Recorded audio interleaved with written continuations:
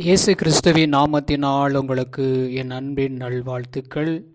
இந்த நாளில் கூட பார்க்கும் பொழுது சங்கீதம் 147 13வது வசனம், அவர் உன் வாசல்களின் தாழ்பாள்களை பலப்படுத்தி உன்னிடத்தில் உள்ள உன் பிள்ளைகளை ஆசீர்வதிக்கிறார். அல்லேலூயா, அல்லேலூயா. கர்த்தர் நம்மளை ஆசீர்வதிக்கிற இந்த காலத்துக்குள்ளே நம்ம வந்திருக்கிறோம். இந்த மாதம் ஆசீர்வாதத்தில் எழுப்புதல், நம்ம எழும்பி பிரகாசிக்க பண்ண கர்த்தர் நம்மளை நடத்துவார். நம்ம ஆசீர்வாதத்தில் எழும்பி பிரகாசிக்க பண்ணி அநேகருக்கு நம்ம ஆசீர்வாதமாக கர்த்தர் நம்மளை வைக்க விரும்புகிறார்.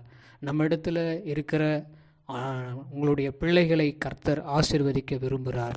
அவர் உன் வாசல்களை தாழ்பாள்களை பலப்படுத்தி, நமக்கு இருக்கிற அந்த பலத்தோடு இருக்க நம்ம கர்த்தர் செய்வது மாத்திரமில்லை, உங்களிடத்தில் இருக்கிற உன் பிள்ளைகளை ஆசீர்வதிப்பேன்னு சொல்லி வாக்கு கொடுத்திருக்கிறார். இந்த நாளில் பிள்ளைகளை பத்திரமாய் பாதுகாக்க, சிறு பிள்ளைகளுக்கு ஒரு பாதுகாப்பு வேணும்.